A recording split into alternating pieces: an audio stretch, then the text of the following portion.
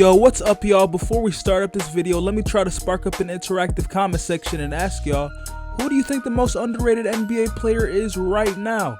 And I'm gonna read some replies in the next video. I'ma also kindly ask y'all for this video is to leave a comment, sub up if y'all like it, and like it if y'all like it. Shit! So, as you guys know, the Memphis Grizzlies are not doing so hot. And sweet mother of pearl, this score is outrageous! Anyways, as I was saying, the Memphis Grizzlies are not doing so hot at the moment. And let's be honest, they are 100% not winning this series against OKC. And as you look at this team, you seem to wonder, where'd all the time go? Where'd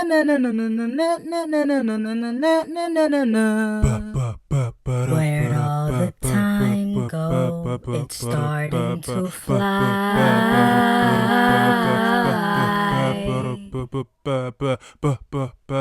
See how the hands go, waving goodbye.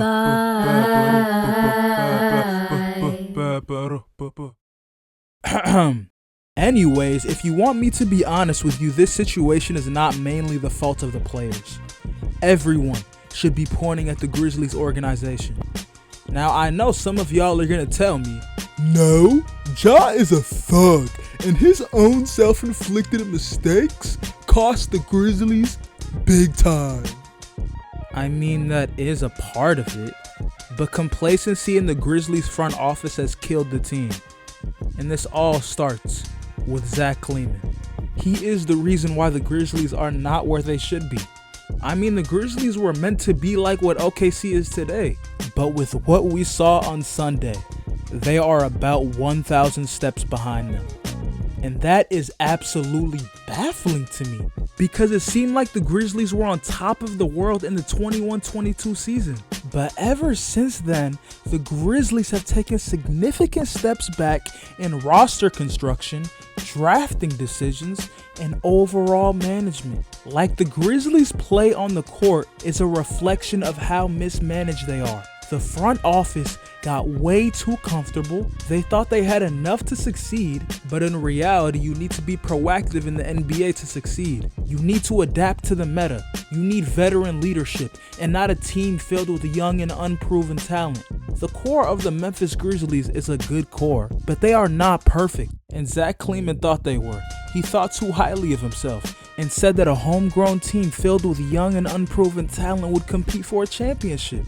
Like, look around the league and tell me what team in the past 5 years has won a championship with a rookie in their starting lineup. There is none. And Zach Kleiman told the world that they had championship aspirations after making one win-now move. And that was for a 6'3" Marcus Smart, who was supposed to be starting at small forward. And he's not even on the team anymore. Like, ever since the 2022 offseason, Zach Kleiman has made countless lapses in his judgment, and it all led to what we see now. Wallace attacking and slamming! Oh, Case and Wallace! Wiggins, same spot, same result. A flurry of threes from the Thunder to go up 25. Another transition opportunity. Showtime, Williams! Home gonna let it fly. That's good. 13th three-pointer. This is what happens when a front office gets too complacent. Yes, there were other factors. 2024 was a disaster of a season with injuries left and right, and the Ja Morant incidents obviously didn't help. But let's be honest with ourselves. The writing was on the wall in 2023. The 2023 season was unfortunate, there's no doubt about that. But outside of the injuries, most of what happened was completely avoidable. Losing Steven Adams and Brandon Clark to injury definitely hurt the team, but the bigger issue was the lack of preparation.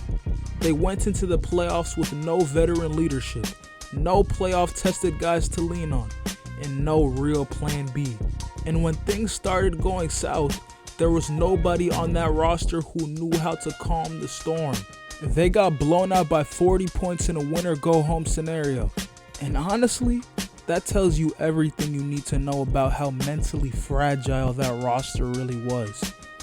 There was no urgency, no grit, and no veteran leadership. Just a team that completely crumbled under pressure. Now, I'm not questioning the leadership of their 3 core players, but I am questioning why almost every time this team reaches the playoffs, the production of their entire roster, outside of a few players, drops compared to the regular season. And every time I dig for answers, I end up back in the same place, the front office. This all traces back to management. Now, if you're looking at your screen confused, let me walk you through every decision Zach Kleiman has made since the 2022 offseason, and you will see just how disastrous his tenure with the Memphis Grizzlies has been since.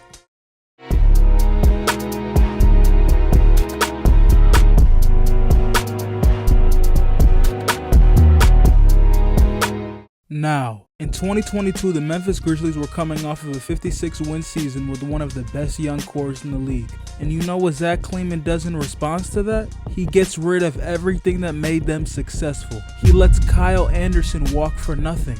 Then he trades DeAnthony Melton, who was one of the best defenders and glue guys on the Grizzlies, for Danny Green and a first-round draft pick. And you know what he thought would be better for the team? Replacing veterans for rookies. Yup, in response to getting rid of valuable veteran pieces for a bag of potato chips, he thought building through only the draft was a successful way to build a championship contender. And with these draft picks, he selected Jake LaRavia, David Roddy, who was the draft pick traded for DeAnthony Melton, Kennedy Chandler, and Vince Williams Jr.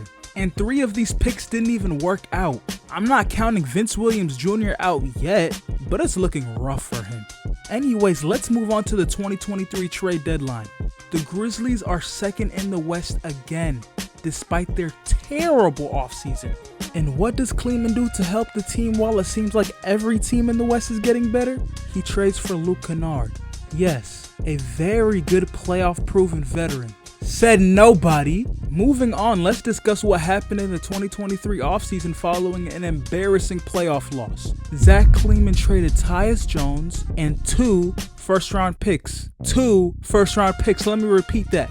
2 first-round picks in a 3-team deal to bring in Marcus Smart. I don't know why he made this move, because it was obvious this team needed playoff-proven veteran wings, not 6'3" guards. Anyways, the only other thing that Zach Kleiman did was draft GG Jackson, which is a good pick, but he's a project player, and this is all Zach Kleiman did in the offseason.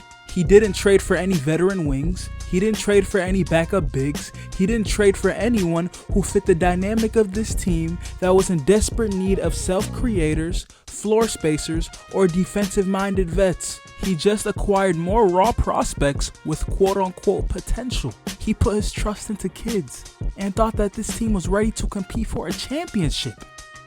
I'm sorry for just spazzing out like this, but I'm a Grizzlies fan and I'm just venting, honestly. Anyways, let's move on to the 2024 trade deadline. At this point, the season was a wash, from Ja Morant suspensions and injuries to literally everyone being injured. It was a wasted season. The only thing they could do was just make moves around the margins to set up for a massive retooling in the summer, and they did just that. They traded away David Roddy for a first-round pick swap, and Xavier Tillman for a couple of second-round picks and Lamar Stevens. These were solid moves, but now all eyes are on what Kleiman does in the 2024 offseason.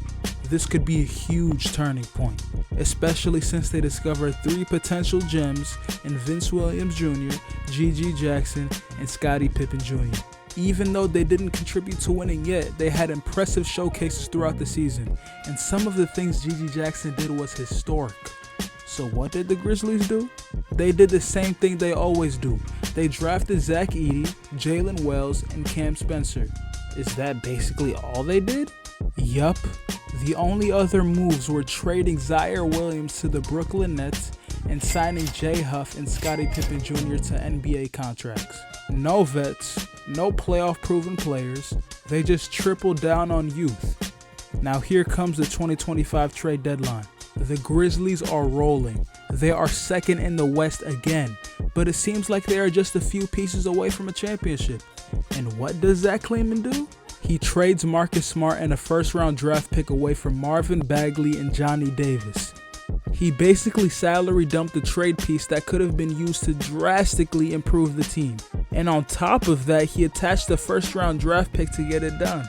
And wait, he also traded away Jake LaRavia for a singular second-round pick to Sacramento in the same deal? So you're telling me you traded away 2 valuable trade pieces in the NBA and a first-round draft pick for Marvin Bagley, Johnny Davis, and a second-round pick? Man, this guy Zach Kleiman does not like his job because he is begging to get fired.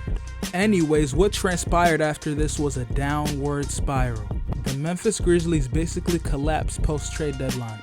They had a negative net rating, a negative record, 2 season-ending injuries to key players, and their coach got fired because the GM scapegoated him to cover up for his own ineptitude. Now, injuries can't be controlled, but everything else can. The Grizzlies dropped from the number 2 seed to the number 8 seed in a matter of 2 months and are now on the verge of getting swept in the first round, all because the front office was stubborn and thought they were smarter than what they actually were. Now, this was pretty hard for me to make since I am a Grizzlies fan, but I had to talk about my frustrations with how incompetent the front office is. Like, the outcome of the season was so avoidable, man. Anyways, this is the end of the video, but before I head out, let's go over the replies to my comment in the last video asking, what is your favorite moment in NBA history? The first comment is from this guy, and he said, my favorite NBA moment is 91 until LA Bum came into the league. Bro, what the f is you even talking about, bro? Anyways, the second comment is from this guy, and he said, Curry winning finals MVP. Hey, that's valid, bro, especially since Steph Curry is your favorite player. And before y'all ask, yes, I know who commented this. He's my friend. Yes, I have friends. Anyways, the third comment is this guy, and he said, my favorite moment in NBA history was Kobe's 60-point game for his final game. And shit, that is a great moment, man. I'm pretty sure that was also the night when the 73-9 Warriors won their 73rd NBA game. It was a crazy night for sure. The fourth comment is this guy saying, favorite moment was Kawhi Leonard's Game 7 buzzer beater. And man, I do remember that moment fondly. Good times, man. Good times. Anyways, the fifth and final comment is this guy saying, fave moment, Ja getting drafted to the Grizzlies. Shit, if I'm gonna be honest, that's my favorite moment too, man. And that's all I got for y'all in this video. So, peace out!